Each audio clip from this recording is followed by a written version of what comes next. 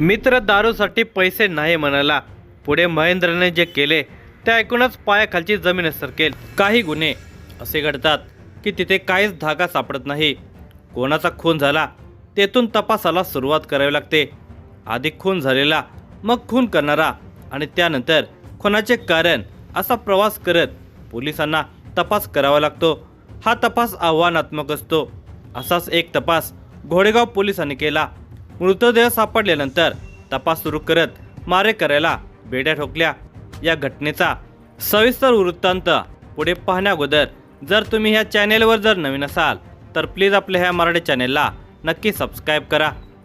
एका अनोळखी व्यक्तीचा मृतदेह घोडेगाव पोलीस स्टेशनच्या हद्दीमधील एका बिअर बार आणि देशी दारू दुकानाच्या परिसरामध्ये पडला होता. ही वर्दी घोडेगाव पोलीस स्टेशनला आली होती.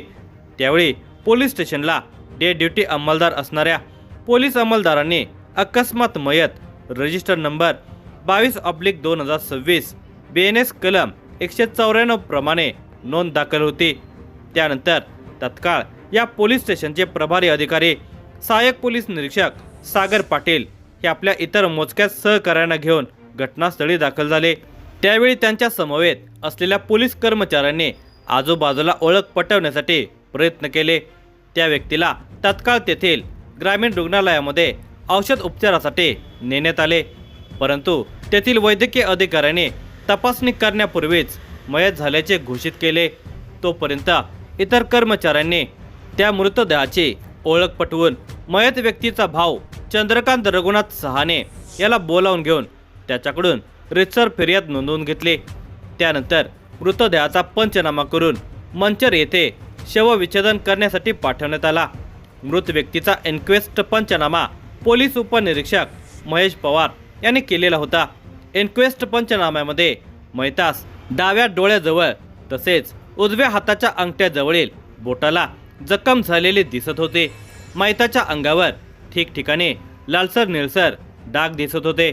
म्हणून पोलीस उपनिरीक्षक पवार यांनी संबंधित मंचर येथील वैद्यकीय अधिकाऱ्यांशी पोस्टमॉर्टमबद्दल संपर्क साधला.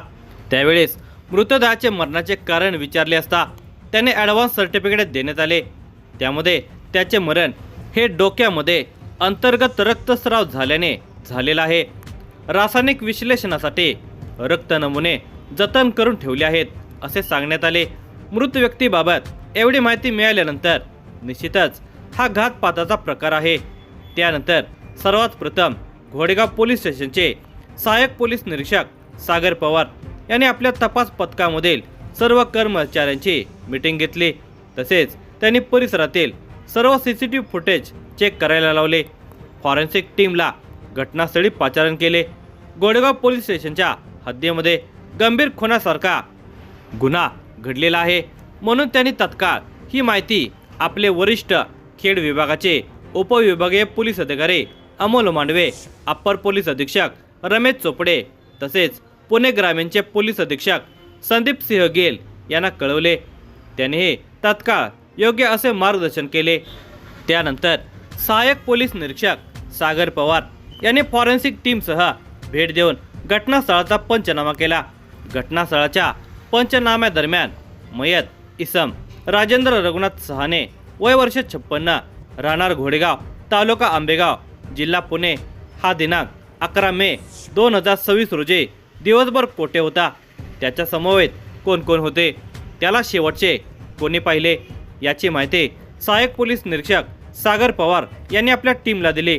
आजूबाजूच्या परिसरातील सर्व CCTV फुटेज चेक करण्यात आले.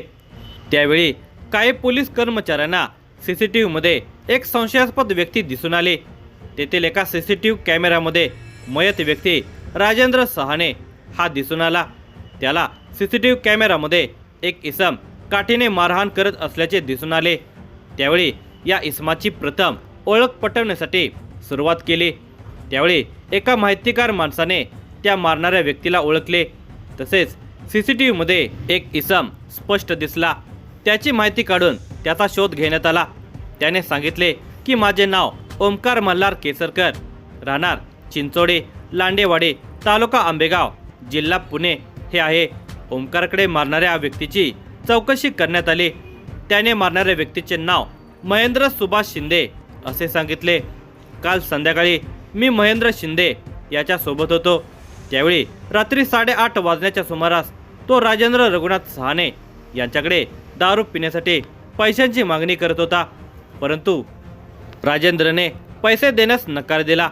राजेंद्र पैसे देत नाही या कारणावरून चिडून महेंद्रने तेथे बाजूला पडलेली काठी घेऊन त्या काठीने त्याच्या डोक्यावर, हातापायावर, पाठीवर मारहाण केल्यामुळे राजेंद्र हा मारहाणीने बेशुद्ध पडला. त्यानंतर महेंद्र तेथून निघून गेला. हे पाहून मी घाबरून तेथून पळून गेलो. ओमकारने सांगितलेल्या माहितीवरून प्रत्यक्ष घटना पाहणारा साक्षीदार मिळाला म्हटल्यावर त्याचा जबाब घेण्यात आला. त्यानंतर महेंद्र सुभाष शिंदे याला सापा लावून ताब्यात घेण्यात आले. त्याच्याकडे कसून चौकशी केली असता तो सुरुवातीला उडवाउडवीची उत्तरे देत होता. मात्र त्याला पोलिसी खाक्यात दाखवल्यानंतर तो कबूल झाला. त्याने गुन्ह्याची कबुली दिल्यानंतर तत्काळ त्याला अटक करून तेथील न्यायालयामध्ये हजर करून 3 दिवसांची पोलीस कस्टडी घेण्यात आली. त्यावेळी त्याने गुन्ह्यामध्ये वापरलेली काठी आणि अंगावरील कपडे, घटनास्थळी आढळलेली रक्ताचे डाग, साधी माती, रक्त मिश्रित माती जप्त करण्यात आली. या गुन्ह्याच्या तपासामध्ये महेंद्र शिंदेच्या विरुद्ध घोडेगाव पोलीस स्टेशन गुन्हा रजिस्टर नंबर 108/2026 भारतीय न्याय संहिता 2023 चे कलम 103(1) अन्वये गुन्हा दाखल केला. या गुन्ह्याचा अधिक तपास पुणे ग्रामीणचे पोलीस अधीक्षक संदीप सिंह गेल, अप्पर पोलीस अधीक्षक रमेश चोपडे, खेड विभागाचे उपविभागीय पोलीस अधिकारी अमोल मांडवे यांच्या मार्गदर्शनाखाली सहाय्यक पोलीस निरीक्षक सागर पवार हे आपले सहकारी पोलीस उपनिरीक्षक महेश पवार आणि इतर सहकाऱ्यांच्या मदतीने हा तपास यशस्वीरित्या पूर्ण केला.